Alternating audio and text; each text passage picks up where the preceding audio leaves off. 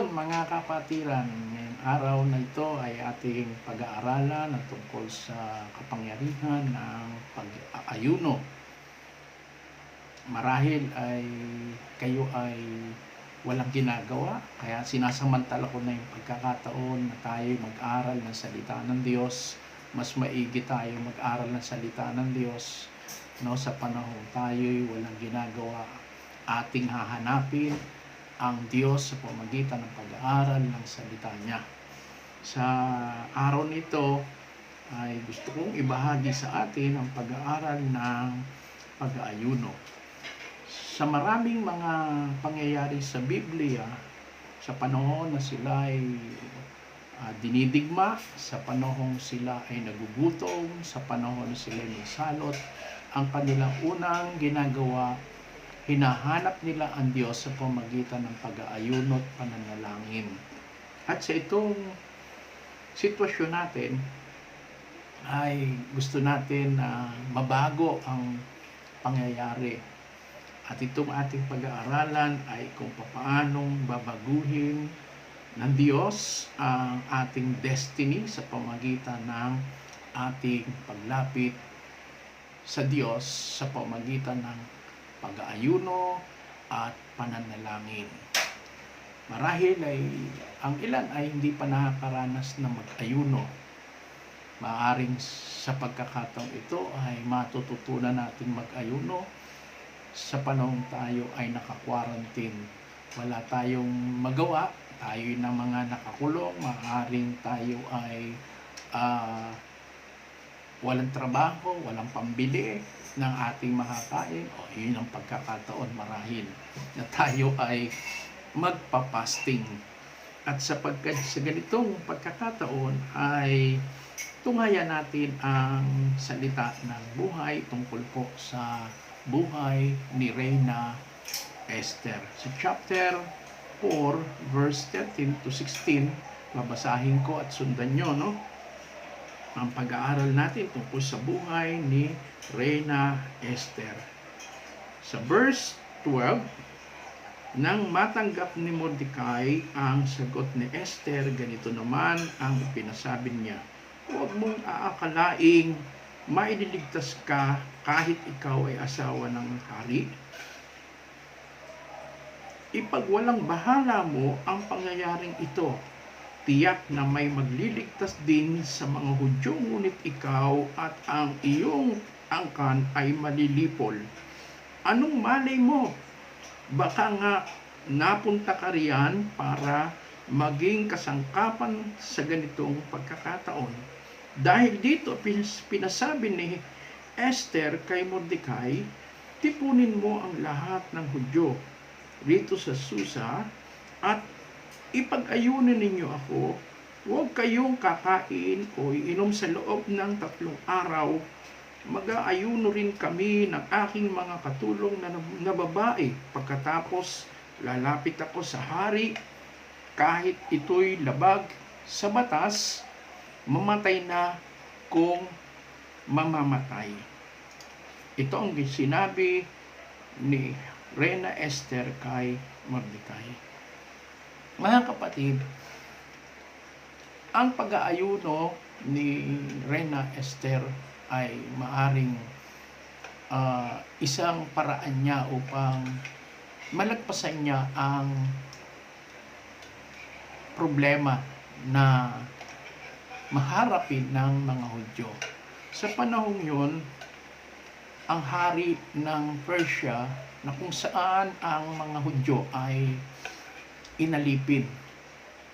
Galing sila sa Juda, pagkatapos nun, winasak ng mga hari ng Persia ang buong Israel at ang mga Israelita sa inalipin doon sa Babylonia at sa Persia. At sa pagkakataong ito ay isa sa mga naging alipin ay si Mordecai. At si Mordecai naman ang nag-alaga kay Reyna Esther nung ito ay bata pa. Hanggang sa ito ay lumaki. Hanggang sa ito ay sumali sa pageant. Siya'y nanalo at pinili ng Haring Asuero ng Persia at doon siya ang ipinalit kay Reyna Bastet. At ito isang magandang pagkakataon na ang Diyos ay pumipili ng mga tao sa kanya-kanyang panahon. At maaari sa panahon natin ngayon na mayroon tayong problema tulad nila Reyna Esther, ang Hudyo, doon sa panahon yun sa Persia ay may problema. Ano yung problema nila? Ang problema nila, mayroong isang ministro sa kaharian ng Persia na gustong patayin ang lahat ng mga Hudyo. At ito ay binigyan ng batas ng lahat ng mga Hudyo ay patayin at kunin ng mga ari-arian. Subalit, hindi naging lingid kay Mordecai na pinirmahan na ng hari ang ganitong kautusan sa takdang araw at panahon. Kaya siya ay nabagabag, nagulumihanan dahil lahat ng mga Hudyo ay papatayin. Kaya naman, hindi siya nagkatubiling lumapit kay Reyna Esther upang magsumamo at kausapin si Haring Asuero. Kaya ito ay nagpadala ng sulat kay Reyna Esther hanggang sa ito ay tila baga bantulot dahil isang buwan na rin siyang hindi tinatawag ng hari para makausap. Pupunta lamang sila kapag sila'y inimbita ng hari, kahit siya'y asawa ng hari. At ang sino mang hindi bigyan ng pagkakataon ng hari na makapasok, ito'y pupugutan ng ulo. Kaya't bantulot at nagdadalawang isip si Reyna Esther kung siya ay paroroon. Subalit, binigyan siya ng payo ni Mordecai na ang sabi, kung hindi mo gagawin ang mga bagay nito, mayroon pang ibang magliligtas sa mga Hudyo. Marahil ito ang pagkakataon mo.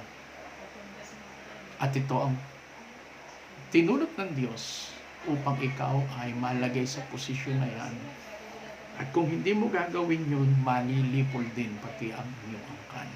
Nagulumihanan si Reyna Esther at siya ay nagbago ng kanyang isip at nagbigay ng mensahe na sila'y mag-ayuno 10 ng kanilang mga kababayan ng 3 araw. At doon ay nagsabing siya ay gagawin niya ang lahat. Mamatay ko, mamatay. Ibig sabihin, alam niya na maaaring maging ito ang sanhi at ugat ng kanyang kamatayan. Subalit, sila ay dumulog sa Panginoon sa pamagitan ng pag-aayuno. Ano nga ba yung pag-aayuno? Ang pag-aayuno ay isang hindi pagtanggap ng pagkain ng ilang araw.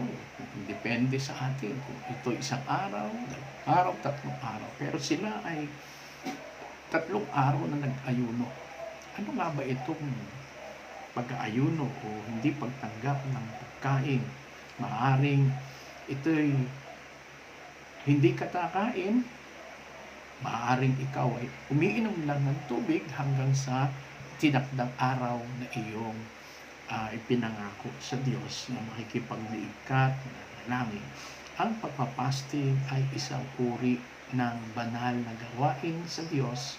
Ito ay isang pagpapakumbaba at ito'y isang pagsasakripisyo alang-alang sa mga taong ipapanalangin mo. Dito sa ating pinag-aaralan, si Reyna Esther, 10 mga Israelita, sila ay nag-ayuno dahil sa kanilang problemang hindi lamang pang-personal, hindi lang pang-pamilya, kundi ito ay national problem. Kagaya natin, sa panahon natin ngayon, ay meron tayong sitwasyon na lahat tayo ay nagugulumihanan, natatakot, nababalisa, Baka tayo ay isa sa mga maging biktima nitong COVID. Subalit naniniwala tayo na ang Diyos ay merong mensahe hindi lamang sa atin, kundi sa buong mundo. Ang mensahe ng Diyos ay magsisi at kilalin ang Diyos na siya ang may likha ng lahat ng mga bagay at dapat siyang sambahin at kilalin, at ang lahat ng mga tao ay magpakumbaba at magsisi. Naalala nyo ang bansang Ninibe? Noong ito ay malapit ng gunawin ng Diyos, inutusan ng Diyos si Jonas na pumunta roon upang ipangaral ang mensahe ng Diyos tungkol sa pagsisisi at paghuhukom. Si Jonas ay tumanggi pa, lumihis ng ibang lugar, subalit hindi pa rin siya nakatakas sa Panginoon. At siya ay nilunok ng malaking isda at 3 araw at 3 gabi siya doon ay nag-ayuno. At doon sa pagkakataon noon ay iniluwa siya ng isda doon sa Ninibe. At doon pinangaral niya ang salita ng Diyos. Alam niyo po ang nangyari. Nang mabalitaan ito ng hari at ng mga pamunuan ng hari at ang lahat ng mga tayo, nag-utos na sila'y mag-ayuno. Ultimo, ang mga hayop ay mag-ayuno. Sila ay nagsuot ng sako, naglagay ng kanilang abo sa kanilang mga ulo, at pinakita totoong sila'y nagsisisi at magbabago. At sa ganung pagkakataon, ang lahat ng mga tao sa Ninibe ay nagkaroon ng kapatawaran at kaligtasan mula kay Yahweh. Hindi na ginunaw ng Diyos ang Ninibe. Mababasa natin yan sa Jonas chapter 3 verse 6 up to 10. Yan, makikita po natin yan. Maganda po basahin natin yan kung paano ang bansang Ninibe o ang lungsod ng Ninibe ng Assyria ay hindi ginunaw ng Diyos dahil ito ay nagsisi, nagpakumbaba sa pamagitan ng kanilang gesture ng prayer and fasting. Nais kong ibahagi sa inyo ang itong bagay tungkol sa kapangyarihan at magagawa ng prayer and fasting. The power of fasting changes our destiny. Yan. Kung paano nabago ang destiny ni Reyna Esther, 10 ng mga Israelitas na kanyang mga kababayan, at sa buhay ng kanyang tiyuhin na si Mordecai. Yan. Ang salitang changes, i-acronym natin ito para madali natin tandaan. Ang pagpapasting sa letter C, number 1, ay C stand for change the mind. Ang pagpapasting ay nagagawa nito na hindi lamang baguhin ang mga sitwasyon, kundi baguhin ang ating kaisipan. Tulad ni Haring o ni Reyna Esther, nabago ang kanyang kaisipan sa pagharap sa kanilang pambansang problema. At dahil doon, nagbago ang kanyang kaisipan, at ang pagbabago ng kaisipan ay tumutukoy sa pagsisisi. Mahalaga po ang pagsisisi sa tinatawag nating pagpapakumbaba o pagpapasting. Nais ng Diyos na lahat ng ating mga kasalanan ng ating mga ninuno, kasalanan ng ating pamilya, kasalanan mo, kasalanan ng church o kasalanan ng ating buong bansa, kinakailangan nating ilapit sa Diyos at humingi ng kapatawaran sa lahat ng ating mga kasalanan. Kaya makikita natin sa buhay ng hari ng Ninibe, sila lahat ay nagsisi, nagbalik loob sa Panginoon. Kaya sila ay iniligtas ng Diyos mula sa puot at galit nito. Change of mind. Hindi lamang ang kaisipan ang dapat baguhin. Maging yung ating mga dating gawi, pag-uugali, isurrender natin sa Panginoon kung tayo ay nagkasala. Sabi ng Biblia, tayo ay mag-confess ng ating mga kasalanan, tayo ay patatawarin, lilinisin sa lahat ng ating karumihan. Sapat ang dugo ni Kristo upang tayo ay hugasan at linisin sa lahat ng ating mga karumihan. Hindi lamang babaguhin ang ating puso, isip, kundi babaguhin ang mga sitwasyon at mga pangyayari na ating hinaharap. Yan.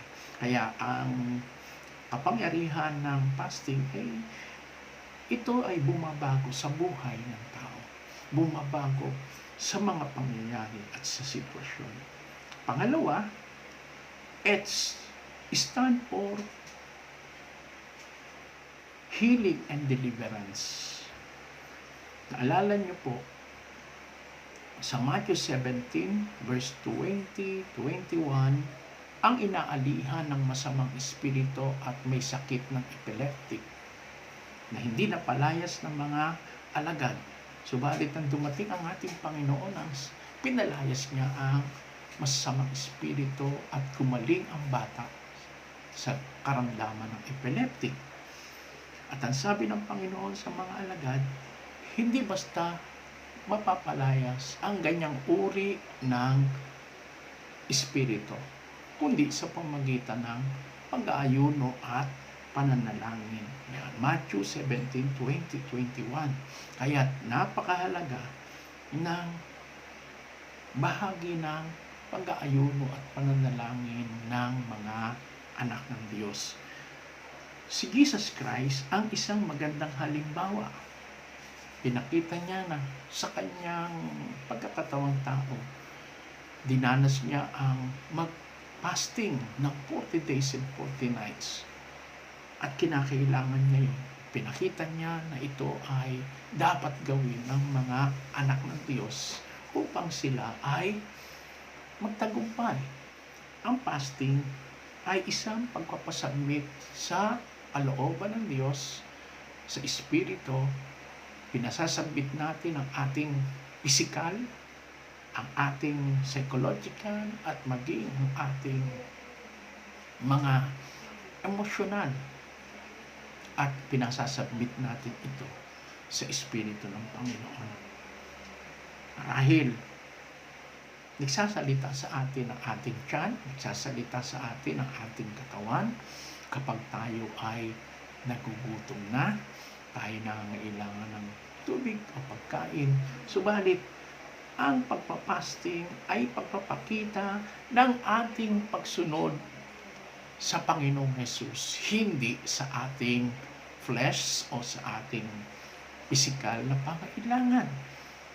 Doon ay pinapakita natin na si Jesus ang siyang master at tayo ay mga servant. Hindi tayo higit sa master. Tayo mga alipin kung paano ang ating Panginoon ay nag-ayuno, tayo rin ay dapat gumawa ng ganung bagay.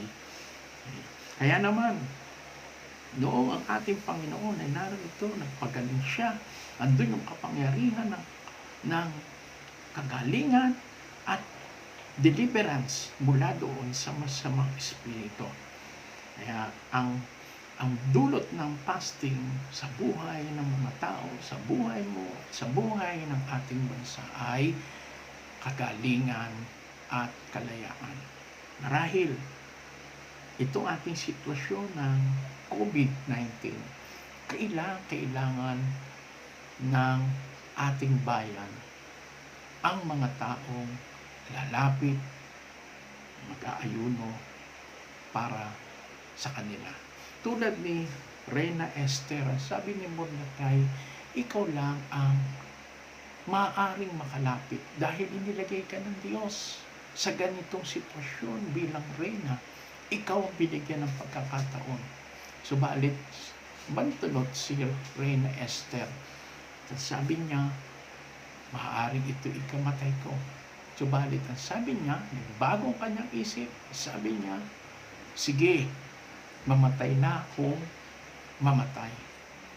Mas maganda ba yung tayo po ay namatay na may katuturan?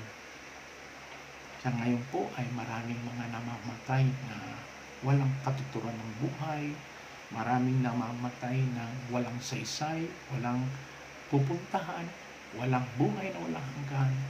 Kamakailan lang po ang isa sa mga mataas na leader na sa Germany ay nagpakamatay dahil sa dami ng infected sa kanilang bansa doon sa Germany. Kaya siya'y nalito, hindi niya alam kung anong gagawin niya. Mas mainim pa raw na siya'y magpakamatay kaysa makita niya ang ganong mga sitwasyon. At sa ganong mga pagkakataon ay nawala ng pag-asa ang mga tao. Ito yung mga tao na walang Diyos. Ito yung mga tao dahil sa wala silang makapitan, wala silang mapaghingahan ng kanilang problema, tayo po ng mga mananampalataya, kahit po ito ikamatay natin, basta ang mahalaga, tayo po ay nasa presensya ng Panginoon. Kung ikaw ay mamatay sa pagpapasting, wala naman pong namatay sa pagpapasting. Subalit, meron pong na-revive, meron pong gumaling, may pinalaya, at meron pong pinagpala. Ang bansang Korea ay nagkaroon po ng revival doon sa pamumuno po ni Dr. Paul Yong-Gitcho, at sila sa kanyang pamilya ay naging ugali ng lumuhod sa Panginoon at nagkakaroon sila ng prayer and fasting. At nagkaroon ng pagbabago sa bansang South Korea. Dumami ang mga Kristiyano, umunlad ang kanilang bansa, at sila ay patuloy pang pinagpapala ng Panginoon. Kaya makikita po natin, no? Fasting can change our destiny. No po? Ang destiny ng Panginoon, ang destiny ni Esther, ang destiny po ng South Korea ay binago ng Diyos dahil sa mga taong handang magbigay ng kanilang sakripisyo sa pamagitan ng pagpapasting.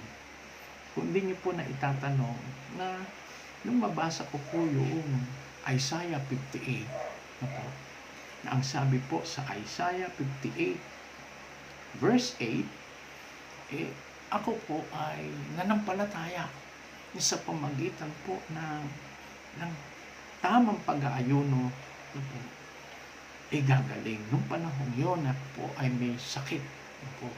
Ako po ay may eczema, at ang eczema niya lumala. Nagkaroon po ako ng acne mula sa ulo hanggang sa aking talampakan.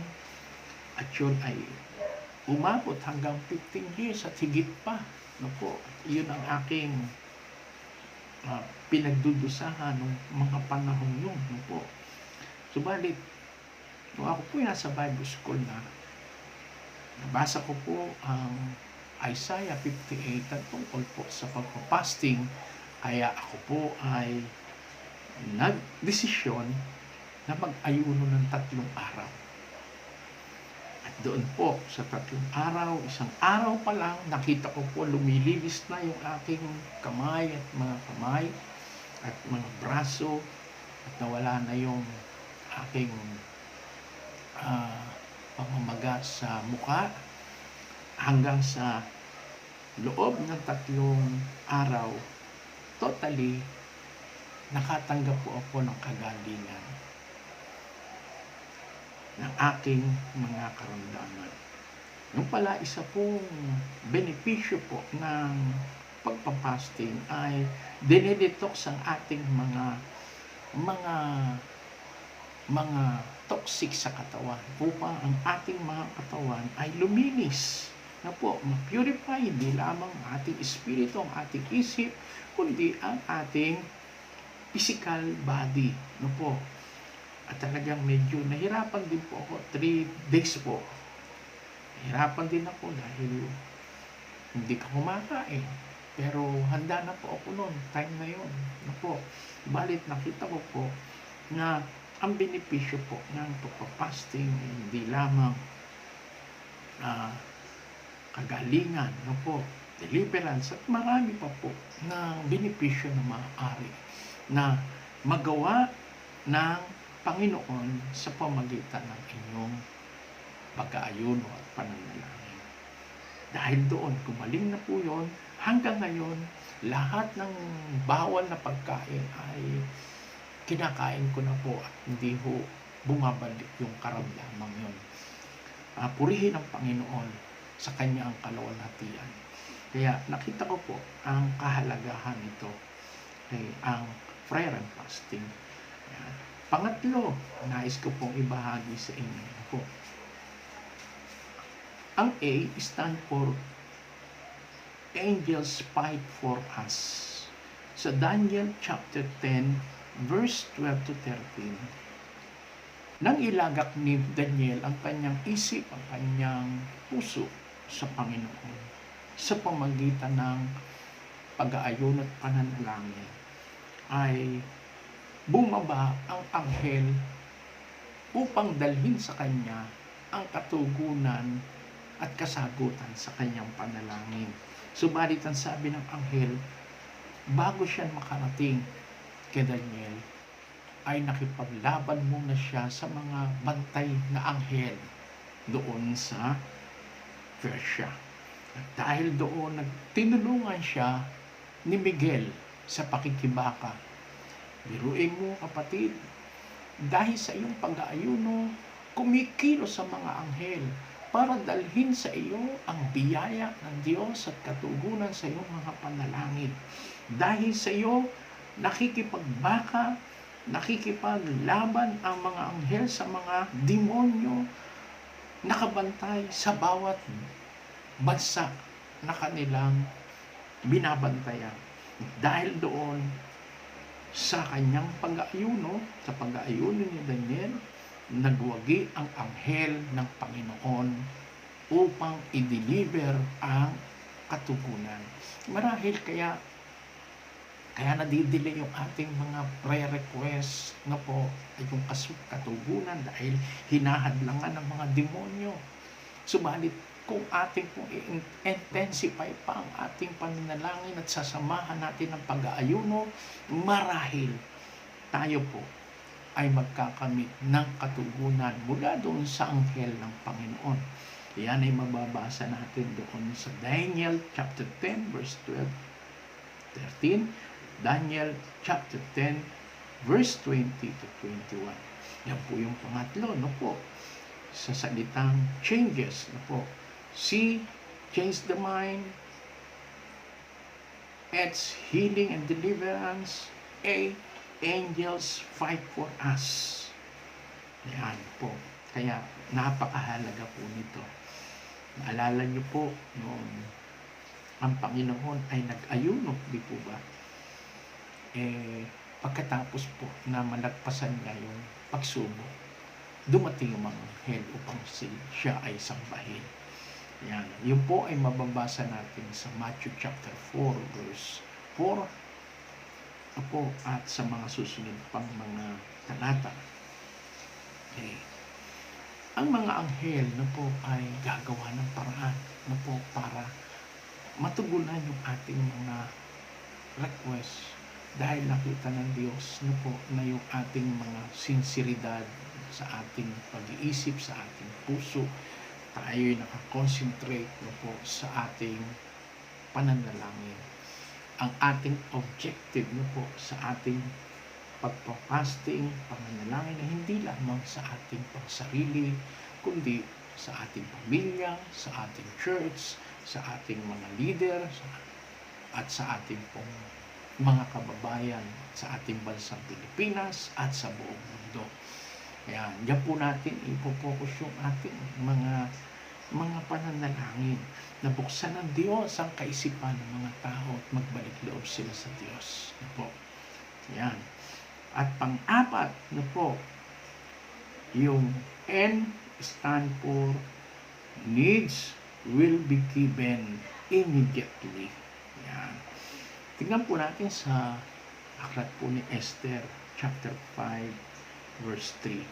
Nung siya po ay nagbihis na at pumunta na doon sa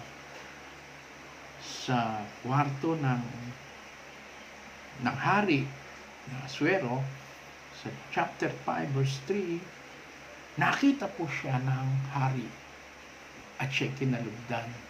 At dahil doon, siya pinapasok at ang sabi po roon, ano ang nais mo, mahal na Reyna? Kahit ang kalahati ng aking kayamanan ay aking ibibigay para sa iyo. Nandun po, mga kapatid, natapos siyang mag-ayuno, manalangin, kaagad tinugon ng Diyos ang kanyang panalangin. Ganon din sa Isaiah 58 verse 9. Na po, agad tutugunin ng Diyos ang ating mga panalangin. Na po, needs will be given immediately. Na po, ang ating mga pangailangan. Ano bang pangailangan natin? Kaligtasan ng ating mga mahal sa buhay, kagalingan mula doon sa COVID, matigil na ang virus na yan. Anong pangailangan natin sa panahon ito? Maaring finances, ang Diyos ang magbigay. Ano pa yung mga emergency needs natin? Kayang-kayang ibigay ito ng Diyos ayon doon sa Isaiah 58:9.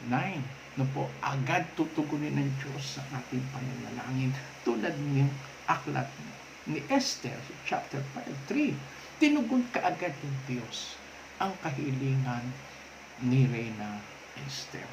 Kaya sa panahon natin, kung paano si Reyna Esther ay nag-ayuno, nanalangin, nagpakumbaba sa Panginoon, tayo rin, kung tayo magpapakumbaba, mananalangin, mag-aayuno, ang Diyos ay agad natutugon sa ating mga emergency na pangailangan.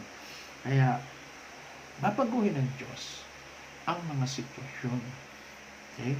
Kung tayo man ay nalulugmo, tayo man ay puro problema, at tayo po ay nangangailangan, huwag po tayong magulumihanan, huwag po tayong matakot, huwag po tayong mag-alala. Meron po tayong Diyos na buhay na handang tumugon bawat sandali sa ating mga pangailangan. Kung tayo po ay sinserong lalapit sa Kanya at magpakumbaba sa Kanya, siya po ay tutugon sa ating mga panalangin. Pang-5, G po, stand for God's intervention. Ito pong God's intervention, ang Diyos po ay gagawa ng paraan. Siya po ay gagawa ng paraan upang mabago ang sitwasyon. Kilos na ang Panginoon sa panahon ng kinakailangan na. Noong sa panahon po ni Reyna Esther, ay hindi ho makatulog itong si Haring Aswero. At chapter 6, verse 1, isang gabi, hindi makatulog si Haring Aswero. Pinakuha niya ang aklat ng mahalagang pangyayari sa kaharian at pinabasa ito habang siya ay nakikinig.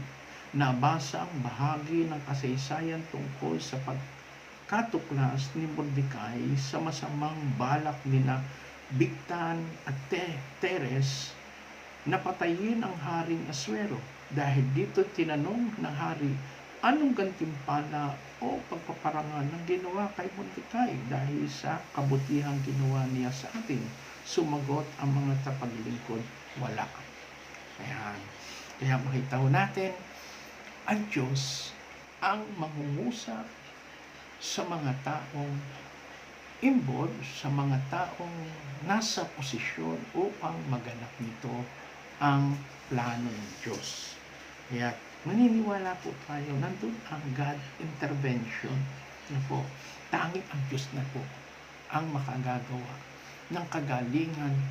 Ang Diyos ang gagawa, magbigay ng katalinuhan doon sa mga scientists na gagawa ng vaccine para dito sa COVID-19. Ang Diyos ang gagawa. Sa sandaling tayo ay manalangin, mag-ayuno, ang Diyos ay gagawa at may ginagawa. Hindi lamang ang Diyos, pati yung kanyang mga anghel ay gumagawa na po ng paraan upang matupad po ang ating mga request. Kaya sa araw nito mga kapatid, huwag po tayong dalawang isip tulad po niya Reyna Esther. Huwag po kayong matakot. Baka kayo mamatay, ako'y may sakit, kailangan ko bang mag-ayuno? Kung kayo ay may sakit, pagkagalingan kayo ng Panginoon. Okay? Kung kayo ay magpasya at magkaroon ng lakas na loob na handa magsakripisyo dahil wala naman tayong maitulong sa ating gobyerno, sa ating mga kababayan, malaki pong tulong ang pananalangin at pag-aayuno dahil higit po ang magagawa nito kaysa sa pera. Tandaan po natin. Yan. Dahil doon mga kapatid, ang Diyos ay kumilos at gumawa. Kinausap ng Diyos sa panaginip si Haring Asuero at doon ay binigyan ng reward ito po si Mordecai. Hindi lamang yun, ang pabor ng Diyos na po na ibinigay po ng Diyos kay Reyna Esther, siya ay binigyan ng kayamanan, ng blessing, po, promotion, na i-promote po itong si Mordecai. Yan. Kaya yung God's intervention, ito po in favor sa atin na po. At ito po ay nais ng Panginoon na maranasan natin na ang mga pabor ng Diyos ay sumaatin na po. At ito po ay nais ng Panginoon. Yan. Kaya sa araw na to, mga kapatid, marahil ay nagdadalawang isip tayo kung ba'y mag-aayuno. Hindi naman ako sanay maggutom. Kapatid, kaibigan, maaari itong pagkakataon ito, wala tayong magawa na po pwersa tayong mag-ayuno ay wala tayong, maaring ilan ay walang pambili, maaring iba ay hindi makabili, no? Yung iba naman nagpapanit na lang, walang buying, no? Ito yung pagkakataon natin pakita sa Diyos na sa ganitong pagkakataon wala kang maitulong sa gobyerno. Kuminsan tayo umaasa para sa kanila. Kuminsan iba ay nagre-reklamo, walang tulong ang gobyerno. Hindi mo po ba naisip na ano ba maitutulong ko sa gobyerno at sa aking mga kababayan? At ito ang isang pagkakataon. Sabi nga po ni Mordecai, ikaw ay narito sa panahon ito at nilagay ka ng Panginoon sa sitwasyon ito para ikaw ay gamitin ng Diyos sa bawat sitwasyon para mabago. Maaring tayo narito sa sitwasyon ito, wala tayong magawa. Pero meron tayong magagawa. Manalangin, mag-ayuno. Ang gagawa naman ay ang Diyos. Diyos ang gagawa ng himala. Okay, tandaan natin yan. Na po, nandun yung God's intervention. Na po, kikilos ang Diyos, gagawa ang Diyos, ipoprovide ng Diyos. Ito pong ating pong binabasa si Reyna Esther po ay makita ko natin sa panahon niya siya ginamit ng Diyos dahil siya ay willing na paggamit, willing na mag-ayuno kahit ikamatay niya na po handa siyang ibigay ang kanyang sarili hindi lamang sa kanyang pamilya kundi maging sa kanyang bayang Israel. Tayo po ba nagmamahal sa ating bayan, sa ating kapwa, sa ating pamilya, sa ating mga kapatiran? Panalangin natin sila, ipag-ayuno natin sila. Na po. At ang pang-anim, na po, yung E stand for enlighten our ways. Na po, through revelation. Makikita po natin na ang kaisipan ni Haring Asuero ay nagdiwanag. Opo. At nakita niya sa kasulatan na meron siyang mga taong hindi niya pa nabigyan ng gantimpala sa kabila ng mabubuting ginawa ng mga taong ito sa kanya. Kaya nireveal ng Diyos, ibig sabihin, pinagliliwanag ng Diyos ang kaisipan ng mga nagugulamihanan. Inaayos ng Diyos ang kanilang mga kaisipan upang umayon ang mga pangyayari sa mga taong nag-aayuno, nananalangin, pagbabalik loob sa Panginoon. Po, tignan po natin, ang mga sitwasyon ay aayon sa ating kabutihan. Tandaan po natin, naalala ko po tuloy sa Acts 13, verse 1 to 3, tuwing sila po ay mananalangin, mag-aayuno, nagsasalita sa kanila ang Panginoon. Inire-reveal ng Panginoon ang kanyang revelation. At doon po, pinili ng Banal na Espiritu sa pamagitan ng Banal na Espiritu na sumakanila, ginamit yung propeta upang piliin itong si Bernabe at si Saulo para i-send out sa mission. Ibig sabihin, mga kapatid, napakahalaga po sa mga decision making sa panahon ng kalituhan, ma-enlight ang ating kaisipan, ma-enlight yung ating mga daraanan dahil po sa ating pananalangin at pag-aayuno.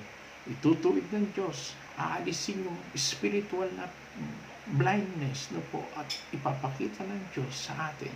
Maging doon sa mga taong pinagpe-pray natin, sa mga kinauukulan, ay may gagawin ng Diyos na himala at ang Diyos ay mangungusap sa kanila, maaring sa panaginip, maaring sa ibang tao, maaring maraming mga paraan ang Diyos para ang Diyos ay mangusap sa kanila, ipabatid ng Diyos sa kanila ang mensahe ng Diyos. Kaya dahil doon, nagdiwanag ang kaisipan ni Haring Asuero at doon ay binigyan ng parangal si Mordecai at binigyan din ng kayamanan itong si Reyna Esther. Hindi pa yon, mga kapatid. Ang letter S stand for salvation na will happen. Sa chapter 9 ng Esther, verse 3 to 4, nandun po ang pagkapanalo, ang victory, ang pagliligtas ng Diyos sa pamilya ng Israelitas, sa bansang Israelitas, at sa pamilya po ni Mordecai at ni Esther. Sila'y nagtagumpay laban sa kanilang mga kaaway at tinulungan pa sila ng mga gobernador dahil naitaas sa tungkulin ito si Mordecai. Makikita po natin, kapag tayo'y nalangin, nag-ayuno sa Panginoon, mababaligtad ang mga sitwasyon, mababago ang ating destiny, mababago ang mga pangyayari. Maaring sa panahon natin, kinakailangan po natin ng prayer and fasting para sa pagbabago po ng sitwasyon sa ating bansa at maging sa ating pong buong mundo. Maging sa ating church, maaari ito'y panahon para maraming mga Kristiyanong ma-revive, mag-evangelize, lumago, at sila ay gamitin ng Panginoon para sa kanyang kalwalhatian. At doon po, sa buhay ng mga taong prayer and fasting, ang pabor, tagumpay, pagliligtas, at gabay ng Diyos ay sumakanila ang kanilang mga request at ang pagkilos ng Diyos at ng mga anghel sa kanilang dinaraanan, at kung sila man ay mayroong karamdaman, kagalingan po, at ang deliverance ay kanila pong matatamo. Tandaan po natin, ang Diyos ay kikilos at gagawa sa mga taong handang magsuko ng kanilang buhay through prayer and fasting. Maaring ito po yung pagkakataon natin tulad ni Reyna Esther. Ibigay na po natin yung tapes para sa Panginoon. the best para po sa ating bansa at sa mga kapatiran. Proteksyonan ng Diyos ang bawat isa. Kaya po tayo po ay mananalangin. Naway samahan niyo ako sa pananalangin para sa ating bansang Pilipinas. At kung nais mo po na makisama po sa ating prayer and fasting, bukas po simulan po natin. Kahit isang araw, maglaan po tayo ng isang araw ng prayer and fasting po. Kahabagan po natin ang ating mga kababayan, kahabagan po natin ang ating gobyerno, na lumang kulang, maaring nangailangan po sila, maging yung mga frontliner, ipanalangin po natin upang sa ganon, sama-sama tayo magtagumpay na harapin ang kalaban kasama ang Diyos. Tayo sandaling manalangin. Purihin ka, aming Diyos. Luwalhatiin ka sa aming pag-aaral. Amin po nakita ang kalooban mo na dapat namin gawin upang kumilos at gumawa ka sa aming kalagitnaan para sa aming bansa, para sa aming church, para sa buong mundo. Narito po kami, Panginoon. Kahabagan mo kami. Patawarin mo kami, Panginoon, sa aming mga pagkakasala, ng aming mga ninuno, ng aming bansang Pilipinas, ng aming pong mga pamilya. Patawarin po kami at hugasan ng iyong banal na dugo sa lahat ng aming mga karumihan. Kahabagan mo po kami. Ikaw ang Diyos na buhay. Ikaw ang Diyos na lumalangan ng langit at lupa. Ikaw ang Diyos ng himala na hindi nagbabago noon at magpakailanman. Narito po kami, Panginoon, na tumatawag po kami sa iyo. Ikaw po ang kumilos para sa aming bansang Pilipinas. Kahabagan mo, Panginoon, ang aming bayang Pilipinas. Kahabagan mo ang buong mundo. Nawa po, Panginoon, ipamalas mo ang iyong kapangyarihan. Ang iyong kabutihan ay walang hanggan. Pinupuri ka po na, pinasasalamatan ka po namin. Amang Diyos, marami na po mga kababayan namin nagugutom. Marami na po namin mga kababayan magkakasakit. Kahabagan mo po sila. At bigyan, Panginoon, ng katukunan ang aming mga dalangin at hibig sa iyo. Pagliwanagin mo ang kanilang puso't isipan upang makita nila ang iyong kaluwalhatian, ang iyong kadakilaan, ang iyong kamay. Panginoon Diyos, ang Diyos ni Abraham, ang Diyos ni Jacob, ang Diyos ni Moses, ang Diyos ng Israel, siyang Diyos na aming pinaglilipukan. Panginoon, purihin ka, luwalhatiin ka, dakilain ka. Marami pong salamat sa araw nito na kami po, Panginoon, maglalaan ng aming panahon, oras, sandali, bukas, Panginoon. Itatalaga po namin aming mga sarili upang dumulog sa iyong banal na trono, Panginoon. Marami po salamat. Lingapin mo ang bawat sa amin. Pagliwanagin mo aming isipan sa aming mga pinag-aralan upang kami mismo, Panginoon, ay magkaroon ng pagpapasya tulad ng pagpapasya ni Reyna Esther, Panginoon. Salamat po sa pagkakataon kami pinili mo, Panginoon, upang ganapin namin ang aming tungkulin. Pagpalain mo mga anak mo ito, ang mga nakikinig, lingapin mo sila, anumang problema meron sila, bigyan mo ng katugunan. Pagalingin mo kung may karamdaman. Ang ilan sa kanila may mga pangailangan. Sapatan mo ang kanilang mga pangailangan. Pagpalain mo sila, Panginoon. At bigyan mo sila ng katatagan ng pananampalataya sa ganitong mga sitwasyon, Panginoon, ay kami lumalapit sa iyo. Ikaw ang aming uugat ng gulang, Ama. Sa pangalan mo, Jesus, Amay, kami po'y lumalapit. Nagpupurit at papasalamat. Tinugon mo na ang aming mga bibig at dalangin. Salamat, salamat, Panginoon Jesus.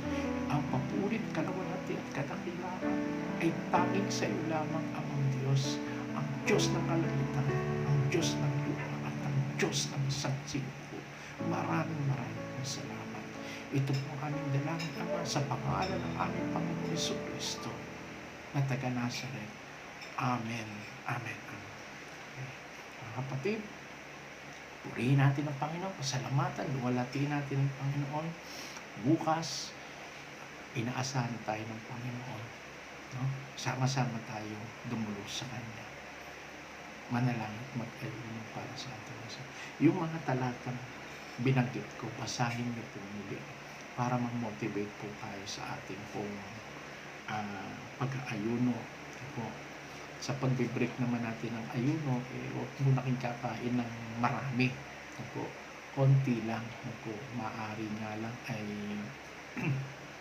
sopas o kaya ay mga light food. Po. Tapos later on, unti-unti. Po. Kasi pag-break natin, mga alas 5 ng hapon. Okay? Pero mananalangin tayo, magbabasa tayo mga kapatid sa ating activities ng fasting bukas. Huwag kayong gagala-gala, tayo po ay manatili sa presensya ng Panginoon. Maasahan po ba tayo ng Panginoon? Okay? Sige, palakpakan natin ang Panginoon. Praise the Lord. Hallelujah. Thank you, Jesus. Maraming po salamat and God bless. God bless po sa inyong lahat. Sa susunod po ay magkaroon po ulit tayo ng pag-aaral sa linggong darating. Okay, God bless po sa inyo.